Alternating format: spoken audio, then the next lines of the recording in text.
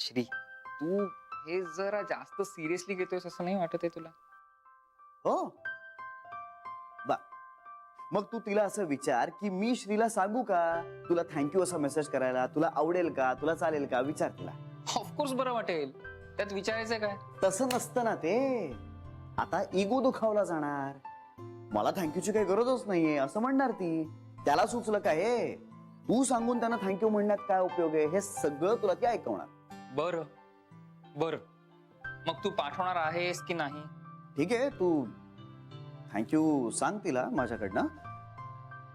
तिला म्हणावं की एवढे सगळे माझ्यावर उपकार केलेस, त्यात हे आणखीन एक. Say thanks.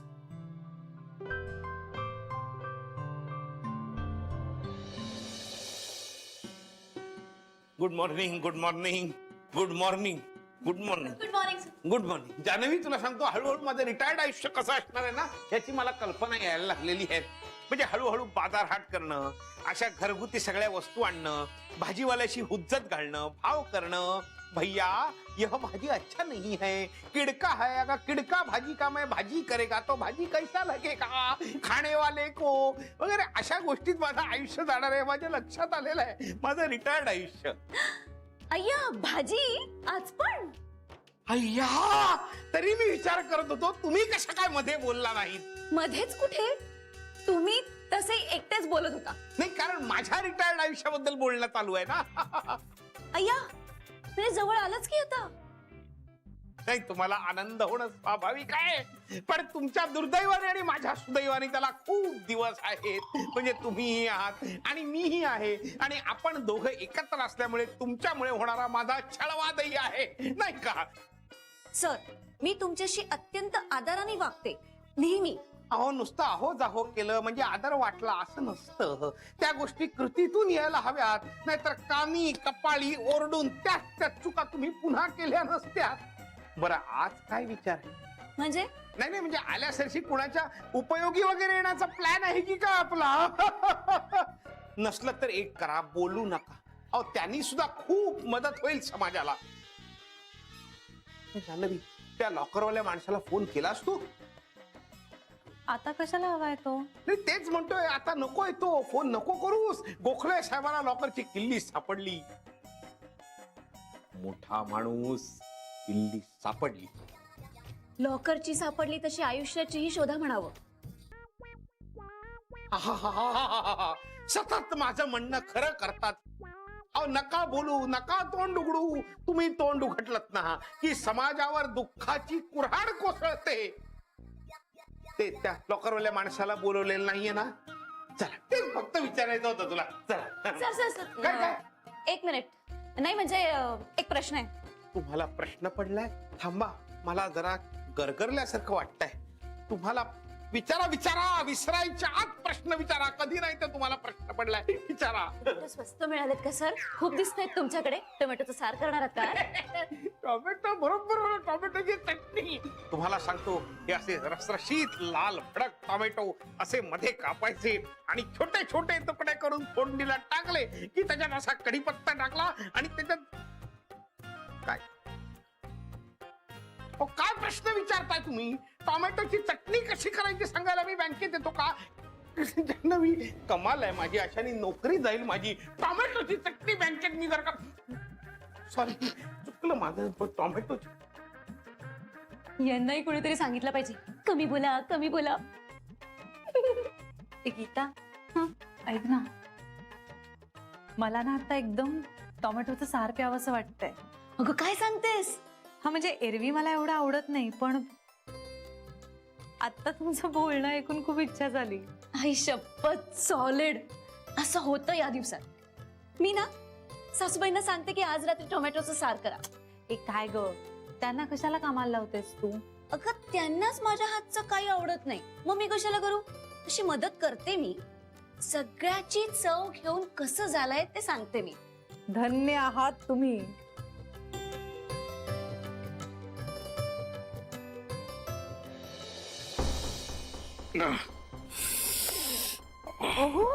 तुमचं डोकं दुखायला लागलं परत? हा, डोकं दुखायला लागलं. बरं बरं थांबा, इथे बसा, इथे बसा. तुम्ही औषध घेतलं का? गोळ्या घेतल्या तुम्ही? मी गोळी देऊ तुम्हाला? गोळी देते मी, थांबा. मी गोळी देते तुम्हाला. थांबा, असं नका करू. थांबा, मी गोळी देते. थांबा. गोळ्या कुठे आहेत तुमच्या? हा हो, याच्यात एक अख्खी स्ट्रिप होती गोळ्यांची. त्या संपल्यात सगळं मी घेतलं. सगळ्या गोळ्या घेतल्या आहेत. हा?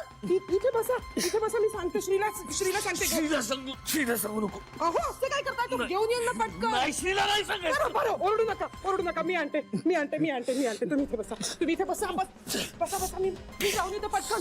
हे बघा, मी पटकन गोळ्या घेऊन येते. तुम्ही बसाल ना इथे? हा, तुम्ही बसाल इथे. मी घेऊन येते. थांबा, मी घेऊन येते. पटकन घेऊन येते.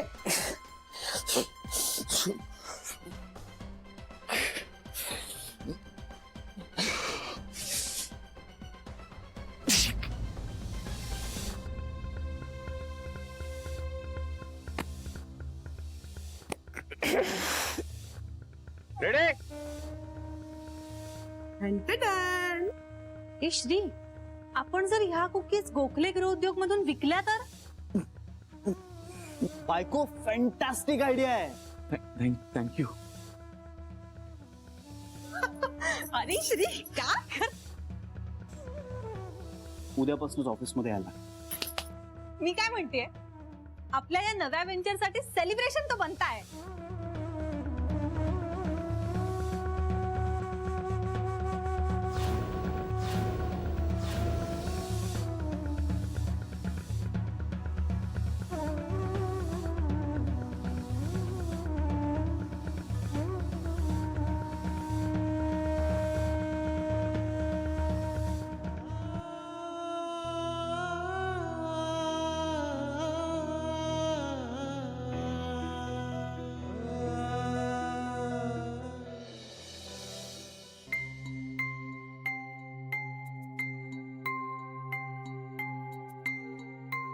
छोटी आहे.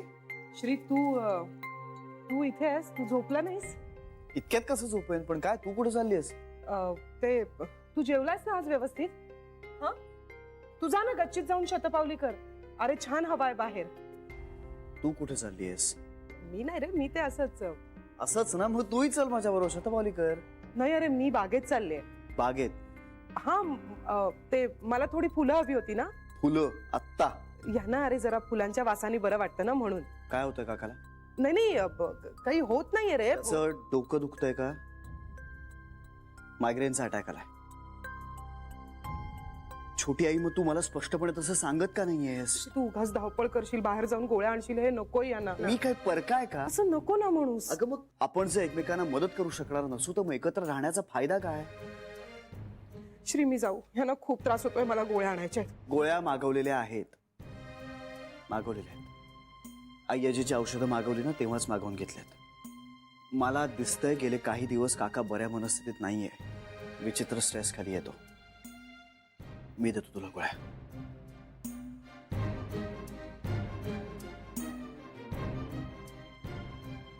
छोटी आई, मी देतो.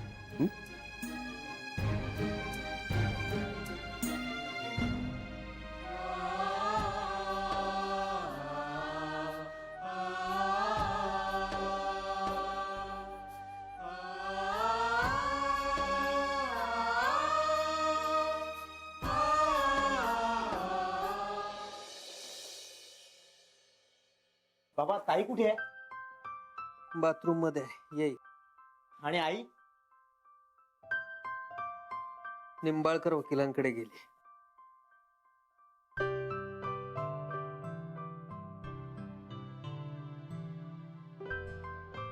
बाबा, नाही म्हणजे आई काही करणार नाही ना? तिने करून काही नाही होणार. म्हणजे तुझी ताई आणि श्री यांचं एकमेकांवर खूप प्रेम आहे. पण ते होतच ना. प्रेमाला ही परीक्षा द्यावी लागते बाळा. हे जाई म्हणजे ताई आणि भाऊजी नाही राहू शकणार ते एकमेकांशिवाय. पण आता तरी त्यांनी एकत्र यायला हवं ना बाबा. येणारच. वात आणि ज्योती सारखं आहे त्यांचं नातं. ते एकमेकांशिवाय राहूच शकत नाही. आई काही म्हणाली का तुम्हाला?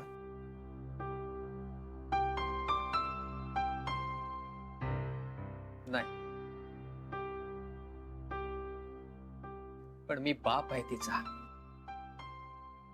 बाबा बाबा हे जर झालं ना तर मी अख्ख्या चाळीत पेढे वाटेन. आता तू काही बोलू नकोस. तिला वाटेल तेव्हा ती सांगेल, तोपर्यंत आपण फक्त तिच्या कलाने घ्यायचं, तिला आनंदात ठेवायचं. होईल सगळं नीट. तू चहा घेतोस? हो, माझं डोकं म्हणत आहे बाबा. मी टाकतो, तुम्हाला हवाय? नाही नको, माझा झालाय. बर.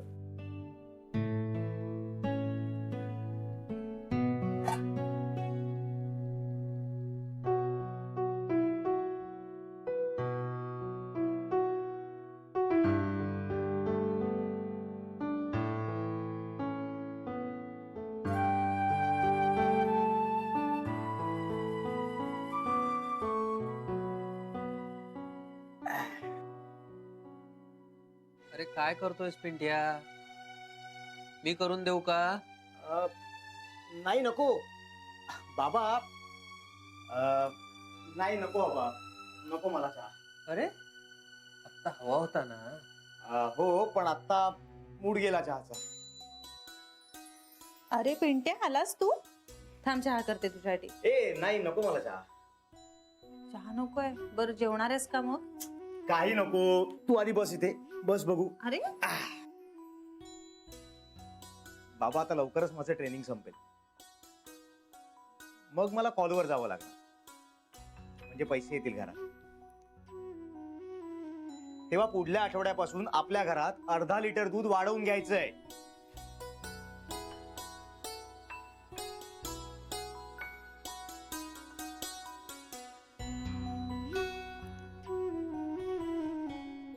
अरे अर्धा लिटर दूध पुरतं. असं कसं पुरतं? आजपासून रोज सकाळ संध्याकाळी तुला दूध प्यायचं आहे, कंपल्सरी. घे घे घे, चल चल चल अरे पिंट्या, तुझ्या चहासाठी ठेवलं होतं मी ते. तुला लागतो ना चहा? ताई, कंपनीत चहा झालाय माझा, तू पी.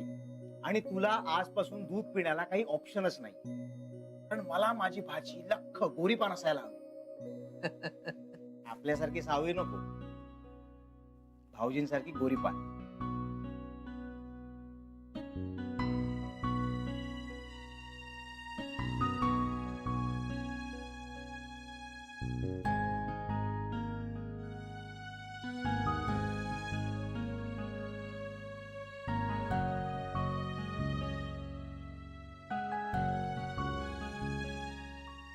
आईजींची आठवण येते. त्यांना जाऊन भेटावंसं वाटतंय, पण धीरच होत नाहीये. त्यांना काय वाटेल? त्यांचा बीपी नाही वाढणार ना? त्यांना त्रास होईल का असं वाटत राहतं. बाबा, असं का होतं? खूप इच्छा असूनही कसं आपल्याला काहीच करता येत नाही. रोज मनातल्या मनात त्यांची माफी मागते आणि त्यांना सांगते तुमच्या नातवंडाला आशीर्वाद द्या म्हणून. बाकीची कनेक्शन्स बंद झाली की मनाचं कनेक्शन सुरू होतं, तूच म्हणतेस ना.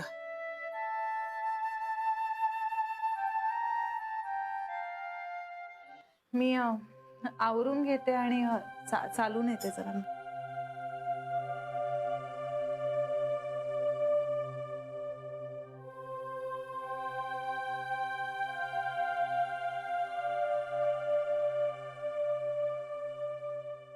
ताई खूप मिस करते ना भाऊजींना. सगळ्यांनाच मिस करते रे ती. सासरी जीव अडकलाय पोरीचा.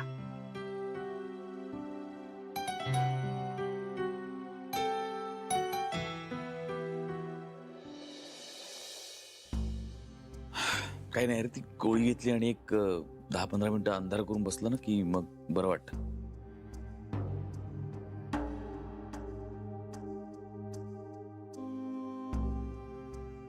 काका, काय चाललंय तुझं? गेल्या 15 दिवसातला हा कितवा अटॅक आहे? अरे तिसरा चौथा. 12वा किंवा 15वा. तू उगाच काहीतरी पराचा कावळा करून सांगू नकोस. 8 अटॅक ना माझ्या समोर आले होते. मी नसताना किती आलेत मला माहित नाही.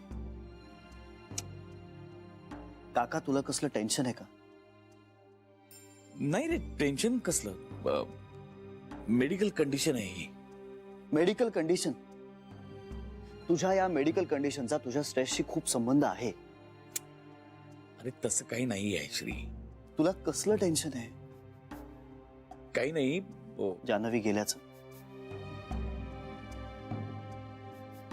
संसार मोडला ना रे तुमचा. तो तकलादू होता. असं नाहीये श्री.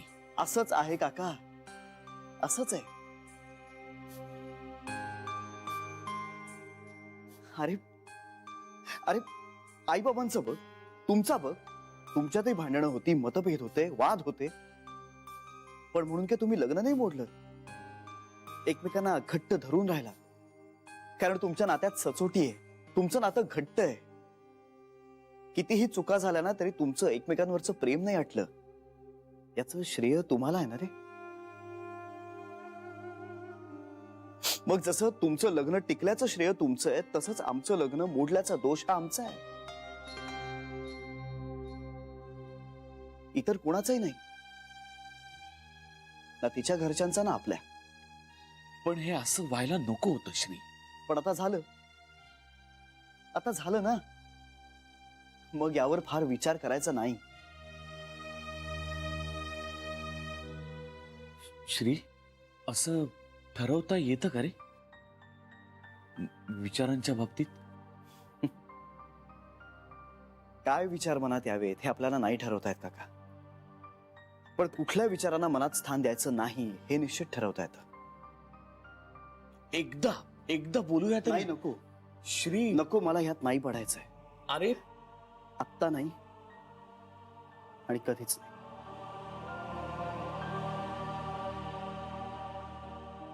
काळजी घे.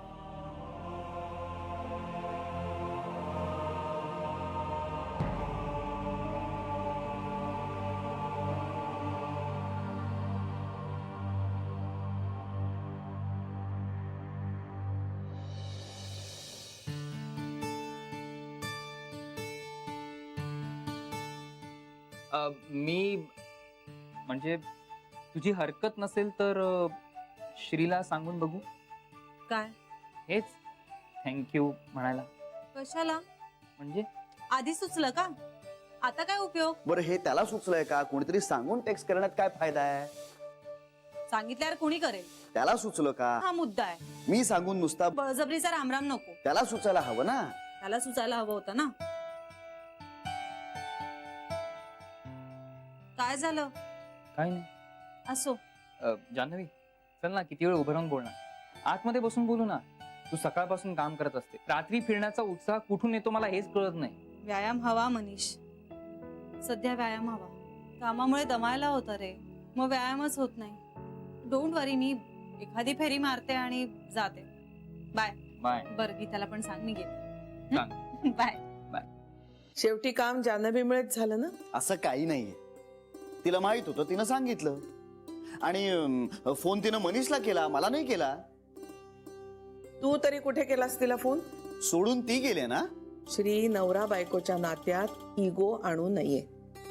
नवरा बायकोचं नातं नाण्याच्या दोन बाजूंसारखं असतं. एकमेकांशिवाय अपूर्ण आणि किंमत नसलेलं. आय्याजी, असं काही नाहीये. जुनं झालं आता हे. काळ बदललाय. ज्या गोष्टी नैसर्गिक आहेत ना श्री, त्या गोष्टी कधीच जुन्या होत नाहीत. म्हणजे काळ कितीही बदलला तरी बाईला मूल जन्माला घालायला 9 महिनेच लागतात. 3 महिन्यात ती मूल जन्माला नाही घालू शकत श्री. ज्याचा त्याचा वेळ त्याला द्यायलाच लागतो. मी दिला होता ना, मी दिलाच होता, पण ती इम्पेशंट होती. तिलाच घाई होती ना सगळ्याची. श्री, अरे माफ कर ना तिला. कसं माफ करू? कसं माफ करू? माझ्यापेक्षा कोणीतरी जास्त जवळच आहे तिचं. नाही म्हणजे असूच शकतं, माझं काही म्हणणंच नाहीये. माणूस आहे ती सुद्धा. आमच्या नात्यामध्ये दुरावा निर्माण झाला होता, तणाव होता, आमच्यात भांडणं होती, आणि ह्या अशा परिस्थितीमध्ये इतर कोणाविषयी तरी आपुलकी निर्माण होणं अगदीच साहजिक आहे, म्हणजे शक्य आहे. पण हे सगळं तिनं मला सांगितलं का नाही? म्हणजे तिची ही नव्यानं झालेली मैत्री मी ऍक्सेप्ट केली असती. आमच्या नात्यामध्ये तेवढा मोकळेपणा आहे. मग आता ऍक्सेप्ट कर. माझ्यापासनं तिनं हे सगळं लपवलं याचं जास्त दुःख आहे मला. नाही श्री, ते जे कोणीतरी आहे असं तुला वाटतंय, ते कोणीतरी तुझ्यापेक्षा तिला जास्त प्रिय आहे याचं दुःख आहे तुला. अजिबात नाही, अजिबात नाही. मी तर म्हणतोय ना, मी तर म्हणतोच आहे की मैत्री असावी ना, मैत्री असावीच. फक्त ते कोण आहे हे मला कळत नाहीये.